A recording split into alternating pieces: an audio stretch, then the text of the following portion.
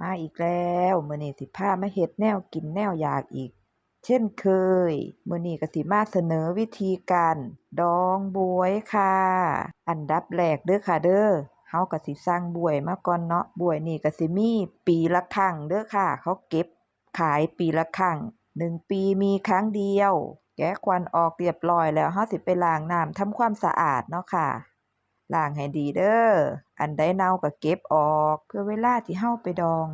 มันจังสิบ่เฮ็ดให้บ๊วยของเฮามันเน่าล้างเสร็จเรียบร้อยเฮาก็สิไปพึ่งลมพึ่งแดดให้มันแห้ง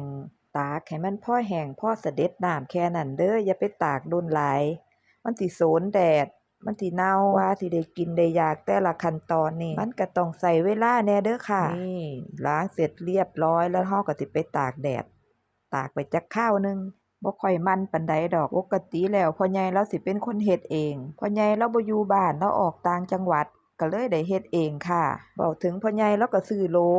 ซื้อน้ำตาลก้อนมาไว้ให้เรียบร้อยแต่ว่าเลาก็บ่ได้ว่างเฮ็ดเนาะค่ะ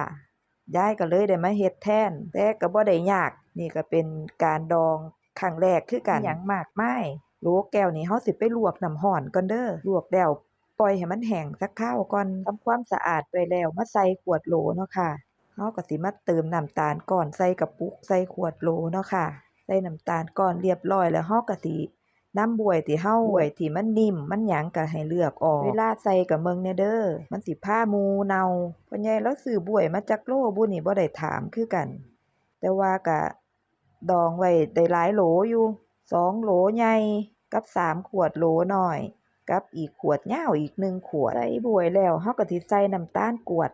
อีกรอบหนึ่งเนาะค่ะ ปิดไว้ข้างบนแล้วก็เติมน้ำใสๆนี่บ่ต้องสืบเด้อน้ำอันนั้นล่ะน้ำใสน้ำขาวค่ะ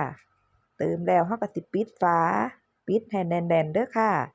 เช็กเบิ่งว่าน้ำมันสิไหลออกมาบ่เรียบร้อยแล้วค่ะปีหน้าจังค่อยมาเปิดซิมเด้อค่ะ